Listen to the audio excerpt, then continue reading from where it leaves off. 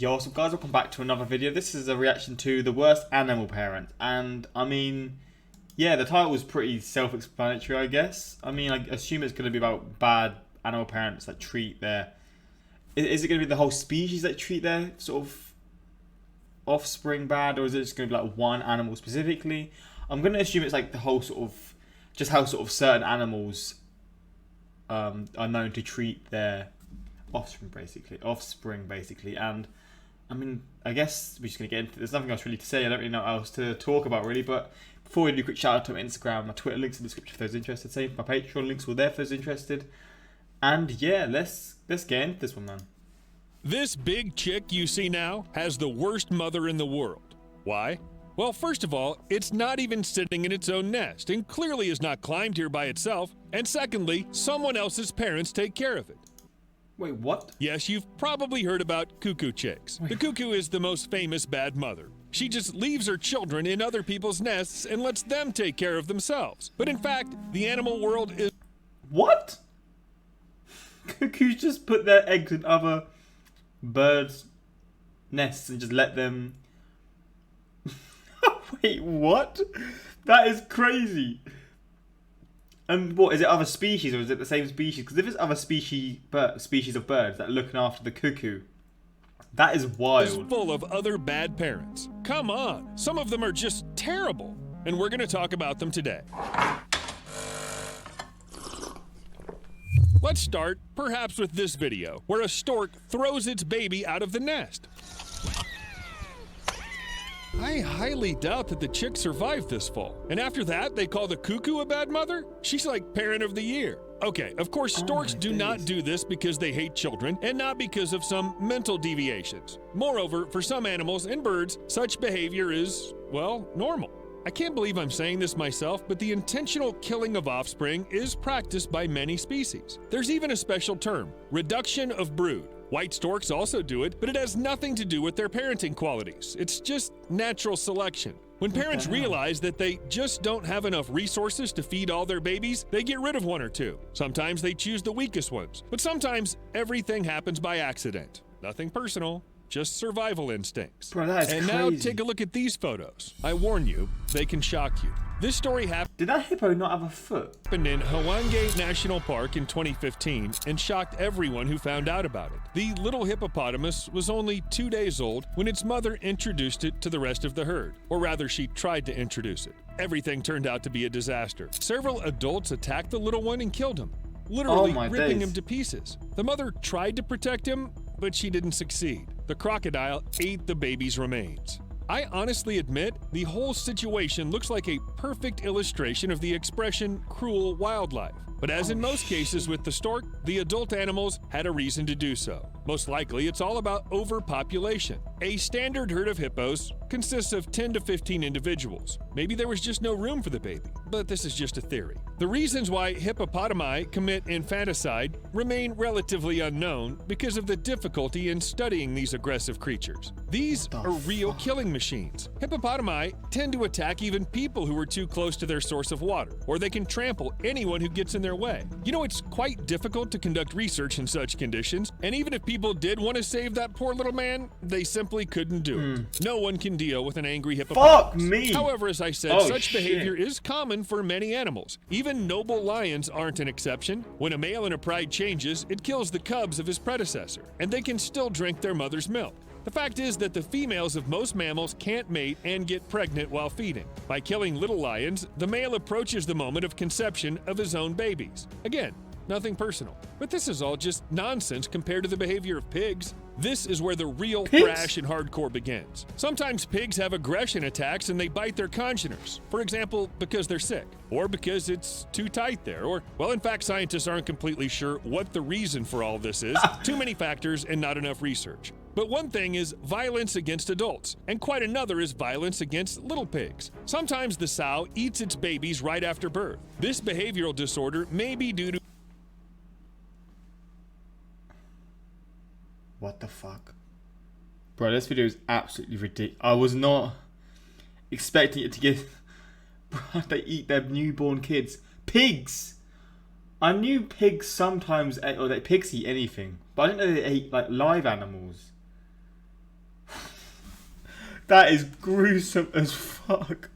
I am baffed right now. Very painful and difficult childbirth or very poor conditions. Sometimes aggression is limited only by bites, but the mother is quite Look at the other pigs just looking at it and just like watching it, just like, this is just normal, mate. This is just normal life. able to bite her newborn babies to death, and she won't be upset at all. According to one version, it can be a violation of the instinct of protection of offspring. That is, it suddenly sees its piglets as dangerous, unwelcome guests. Or maybe she just wants to. An animal that's able to eat its own newly born children should hardly explain the reasons for its behavior. Although That's people disgusting. certainly try to prevent the killing of piglets, sedatives after childbirth seem to help. But in many cases, the beginning of maternal aggression is simply postponed. In addition, the desire to harm their offspring is most often hereditary. And to avoid violent behavior, people simply limit reproduction of certain pigs. But as I said, maternal cannibalism has too many reasons. It's impossible to guess which one it will be.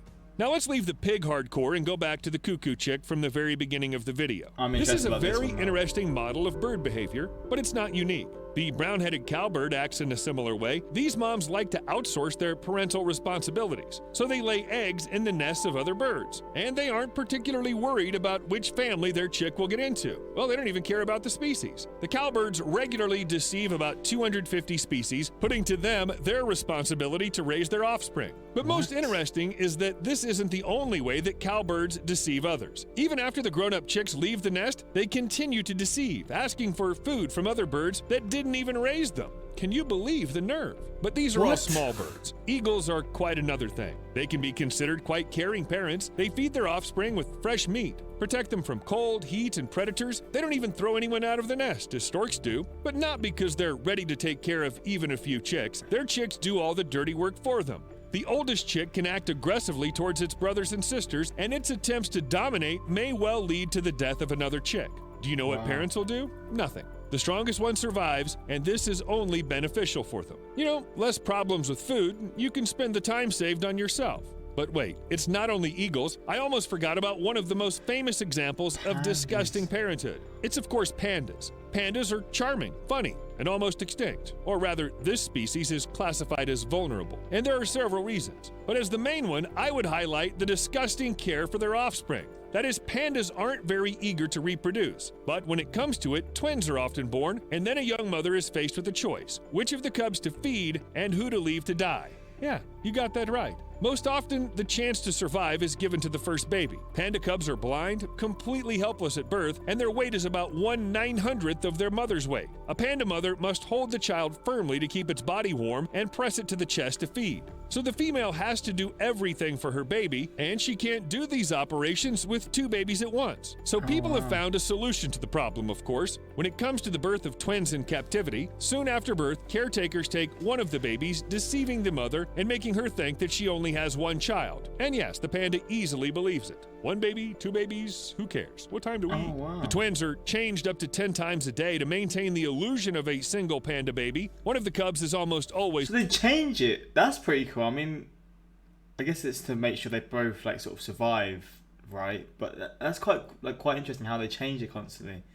And it just deceives the panda. With the mother, and the other is kept in an incubator and eats formula. This way, both babies have the opportunity to survive, and their mother, well, she has some sweet water. So everyone's happy. What happens if they get a lot bigger? Do they just share a cage again, or do they just like... There's one stay the mum and one By the way, not. what about fish and inhabitants of water bodies? Well, everything's pretty strange here too. When a young perch is born, their father guards the territory, circling around the fry and holding them together. And he also provides protection from potential predators. In short, he behaves like an exemplary parent. After a few days, most of the fish swim away, and at this moment, the male changes behavior. Instead of protecting the rest, he treats them like any other small prey and just devours them. You're either very fast or very dead. But okay, these are just perches. They can hardly be called intellectual. They're not like dolphins. Dolphins would never do such a thing. They would never do that, right? In 2013, researchers managed to witness the birth of a bottlenose dolphin baby. Bottlenose dolphins are the most common species of dolphin, but their birth in the wild hasn't been observed before. But before the scientists could believe their luck, they almost witnessed the infanticide. Two male dolphins tried to drown the baby about 2 minutes after its birth. Every time the dolphins lowered the newborn baby deeper, the mother raised it above the water so that the baby dolphin could breathe. But a pair of males kept pushing the baby down for half an hour, and even when attempts to drown it stopped, the dolphins remained nearby. During the next 2.5 hours, the males were on both sides of the mother and her newborn, showing verbal aggression. That is, the dolphins swore and threatened them. Such attacks are rare for dolphins. It seems that it was planned in advance, and it seems that the aggressive males were guided by the lion's logic. Scientists believe that males commit infanticide for mating. If a female dolphin has a calf to feed, she'll be unavailable for several years. But if she loses the baby So they're just some horny motherfuckers to be... They're just some horny. They just want some action. After birth, she'll be ready to mate again in a few months. Well, what can I say? Ew, they shouldn't behave like that. I could have waited. Wild, man. The more... This was an interesting one. This is a lot more intriguing than I thought. I wasn't expecting some of these animals to be here in some of the sort of scenarios that were here. But I mean, god damn. Imagine finally getting out of the womb, living for 2 days, introduced to your mum's friends, and they get eaten. Eagle babies engaged in death combat. Mother eagle. The mother hippo wasn't a bad mum. She was trying to establish a friendship with the herd, but it didn't work, and she tried her best to protect her baby. Yeah, that one was wild, man. Especially with hippos, because they're some brutal ass animals. I'm sorry, little one. Kills it. I hate animals. Animals are so pure. I hate people. Animals are so pure. Animals. So I'm so bad at reading. Child mum. What are we going to get for lunch, mum? Oh my god, the birdie looked like it was trying to help its little bro. I can't. Original killing of offspring is practiced by many species. There's even a special... Man, it's so sad. I swear. This makes crocodiles look more like good parents than they already are. I brought you in this world. I can take you out. Take it literally. Suddenly I feel like my parents are the best parents ever. Vegan people, stop killing and eating animals. It's wrong. Animal parents, fine, I'll do it myself. Oh, mate. I love these sort of comments so much, man. Babies fighting each other to the death. Eagle parent. Anyone hungry? Henry, you look like you could use some protein. If Zootopia was real, they would get arrested. So how you died? Lol, mum ate me. But this video was nuts, honestly. I would love to see more. I say love. I would be interested in seeing more videos, maybe not to this degree, but more animal type videos. I've always loved sort of seeing documentaries, like especially like David Attenborough. They're like, when I was a kid, they are like my favourite things to see. And I mean, yeah, I'd be down to do more reactions like this or some documentary type videos. Just suggest what you want to see in future. But yeah, hopefully enjoy it. Until next time, like, subscribe. Peace.